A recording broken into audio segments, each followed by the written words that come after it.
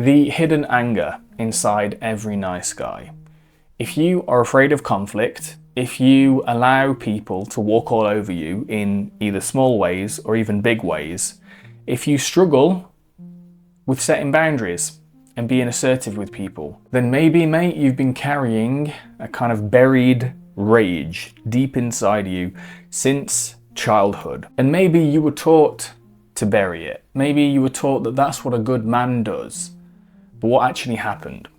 What actually happened is it made you easy to manipulate, it disconnected you from yourself, and it made you an anxious person afraid of conflict. And the one thing that no one ever taught you is that a man who's disconnected from that anger inside of him is a man who other people do not respect. And this video, mate, is about how you can reclaim that anger, you can reconnect with that anger within you so that you can harness it, wield it in a conscious way so that you can get the confidence, the respect, and the admiration from other people that you deserve. My name is Oliver. I'm a men's coach, I'm a writer, and I am a retreat leader. And on this channel, I'm all about helping men heal, overcome people pleasing, build confidence, and create the life and relationships they really want. When it comes to repressed rage, the reason I can talk about this is because I lived it. When I was a kid, I loved Bruce Lee movies.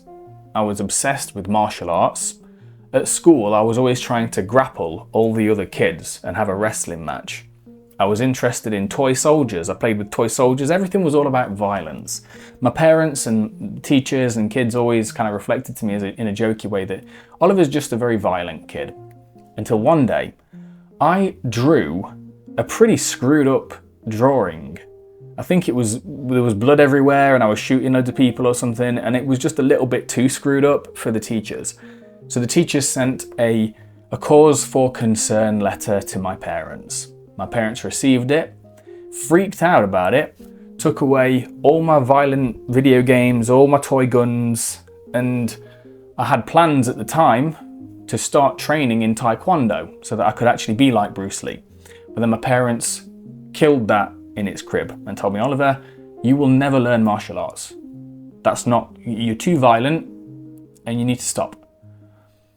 That was the seed that was planted, that was teaching me that my anger, my assertiveness, my boundaries, that passion, that fire, not that it needed to be channeled and needed to be guided. No. I learned that part of you is a bad thing and you need to hide that. So I invite you, mate, at this part in the story, I invite you to ask yourself, at what point in your past, at what point during your childhood, were you given the message that anger, that fire, that part of you was a bad thing and you need to hide it? Now, my parents might have thought that this wasn't a big deal, but the effect of this repression, that messaging, was actually tragic. Because I learned in that moment that anger, boundaries, etc., aggression, no matter what, is a bad thing. So I then pushed it down and I hid it. And this was just before I went to high school. So I went to high school and then pretty much immediately I started getting bullied. And throughout high school, I went from a small village primary school to a secondary school in a much bigger place. And I was pretty much singled out pretty much immediately. I had a few, they weren't even fights, I just got beat up a few times by really sort of chavvy, rough kids. And one thing was very strange.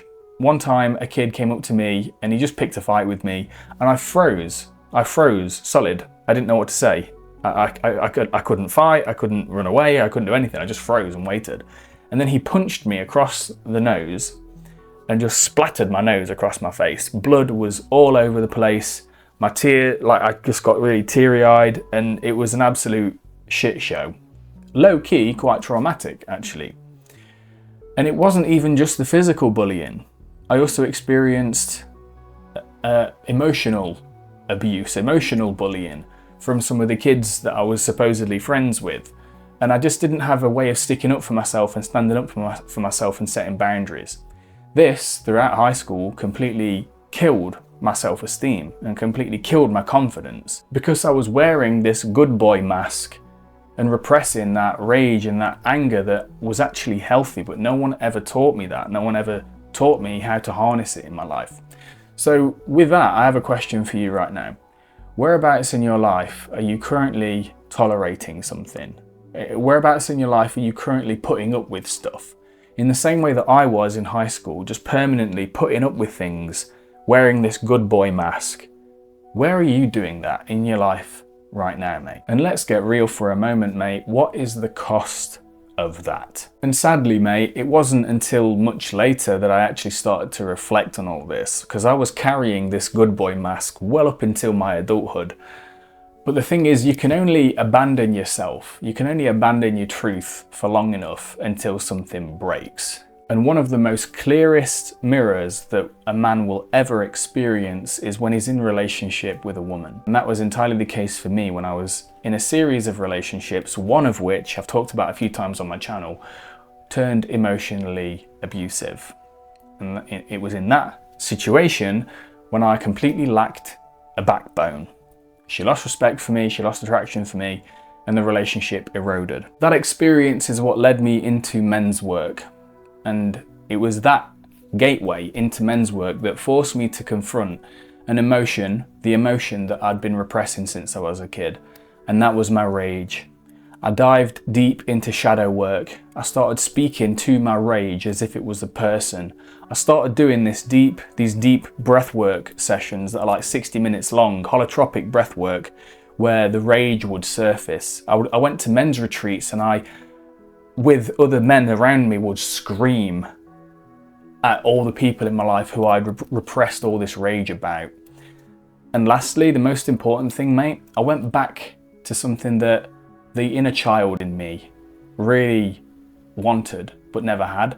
I went back to martial arts. I went back to MMA, and I started to put myself in environments where the fire that I had repressed since I was a kid wasn't just something to push away, it was something to be celebrated. I started slowly stepping into conflict, setting boundaries with people and speaking up when I wasn't happy about something. It wasn't an easy process, man, I'll be honest. But through doing this, I was able to gain respect, not just from the people in my life and everyone I hang around with, but the most important part of that is the respect for myself. So mate, if you find yourself being too nice, if you find yourself afraid of conflict, if you find yourself struggling to have a backbone, stand up for yourself and be assertive, put your pen to paper, write about all the things that make you angry, go to a martial arts class and punch a punching bag, join a men's group, scream into a pillow, do whatever you need to do, man, but just do not turn away from it anymore. Because buried in that anger, mate, is a solid source of motivation, energy, and purpose. Tapping into your repressed rage is some of the stuff that you're going to go through in the 31-day shadow work journal that I have on my website. So click a link in the pinned comment down below, download that and get to work. And I'll see you, mate, in the next video. Stay courageous.